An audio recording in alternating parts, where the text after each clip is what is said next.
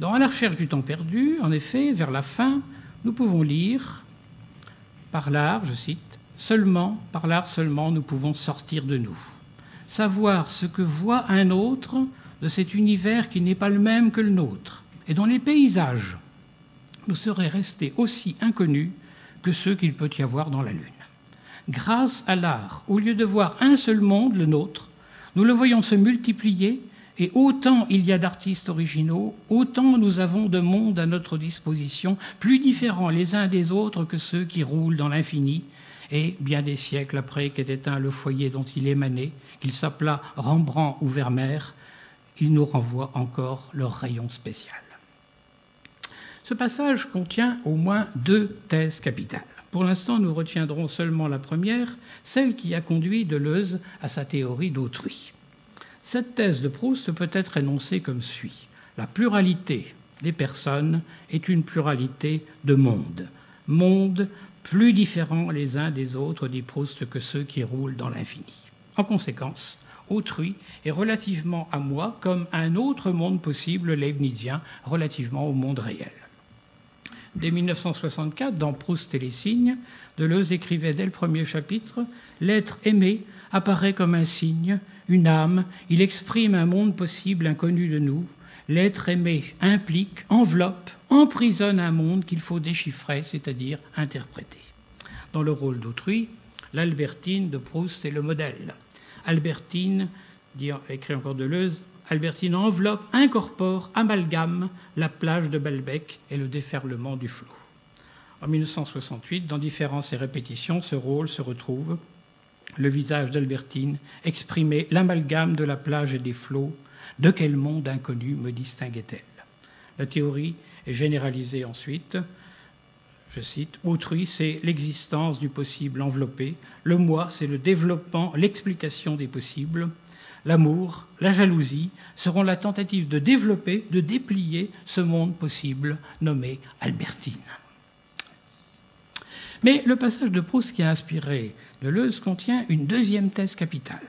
C'est l'idée que par la grâce de l'art, nous pouvons sortir de nous, savoir ce que voit un autre de cet univers qui n'est pas le même que le nôtre, etc. Et en d'autres termes, il existe un moyen grâce auquel nous pourrions sortir de notre subjectivité pour pénétrer dans la subjectivité d'autrui et voir son monde comme il lui-même le voit. Mais ce qui va surtout nous intéresser ici, c'est le problème auquel Proust propose ainsi une solution. Et dans notre ABCD, ce sera le D, le dernier point. Ce sera le problème de l'accessibilité entre insularité dans l'archipel de l'être. Le problème auquel Proust propose une solution par l'art, nous pouvons l'appeler le problème de l'accès à la vie intérieure d'autrui. Or, ce problème proustien va se révéler un simple cas particulier d'un problème plus général qui se pose en fait pour toutes les insularités. La triade formée par les mondes, les temps et les moi chez Prior, en effet, n'est parvenue à sa signification plénière que lorsque Peter Geach, un autre philosophe logicien, a fait à Prior une suggestion que celui-ci a résumée comme suit. Supposons que nous définissions un monde ou un état de choses possible comme un monde ou état de choses qui peut être atteint à partir du monde où nous sommes en fait. Ce que l'on entend par atteindre ou voyager vers un monde à partir d'un autre n'a pas à être développé ici. On peut atteindre un monde à partir d'un autre seulement par la pensée. Ou nous pouvons l'atteindre plus concrètement dans quelques véhicules à sauter des dimensions rêvées par la science-fiction, le cas envisagé par Geach à l'origine. Ou nous pourrions l'atteindre simplement par le passage du temps, un sens important d'état de choses possibles et issue possible du présent état de choses.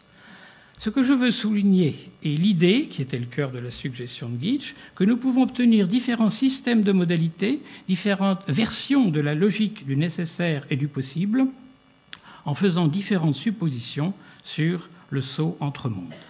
Si nous développons cette suggestion sur les 3 registres indiqués, nous ferons les observations suivantes. Primo, puisque d'après Geach, on peut atteindre un monde à partir d'un autre seulement par la pensée, l'accès à l'univers d'autrui auquel pensait Proust se révèle un cas particulier de l'accès à une insularité. Deuxièmement, Considérons l'exemple d'une élection où ne restent en lice que 2 candidats. Nous les appellerons dextre et senestre. Un tel scrutin divise l'ensemble des mondes possibles en 2 sous-ensembles. Il y a d'une part l'ensemble des mondes possibles où c'est dextre qui est élu, et puis évidemment l'ensemble des mondes possibles où c'est senestre qui est élu. Et nous sommes donc dans une petite bifurcation dans le jardin au sentier qui bifurque de Borgès. L'exemple de Leibniz, où Sextus pouvait aller à Corinthe, en Thrace ou à Rome, est un autre carrefour dans ce jardin de Borgès. Dans le langage de Prior, ce sont respectivement 2 ou 3 issues possibles d'un présent état de choses. Parmi les temps considérés comme insularité, il y a donc relation d'accessibilité entre un état de choses et ses différents avenirs possibles. Et finalement, ce sont donc simplement les simples mondes possibles au sens de Leibniz qui demandent une relation d'accessibilité particulière. Comme l'indique Prior, nous pouvons obtenir différentes versions de la logique du nécessaire et du possible en faisant différentes suppositions sur le saut entre mondes. La théorie des insularités débouche ainsi sur les mutations actuelles de la logique modale.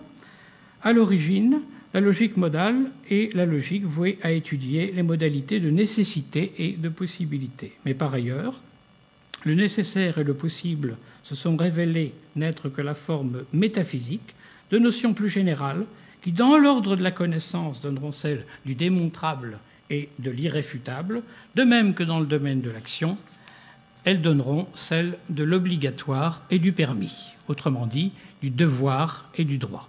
C'est donc la philosophie entière qui est balisée par la logique modale.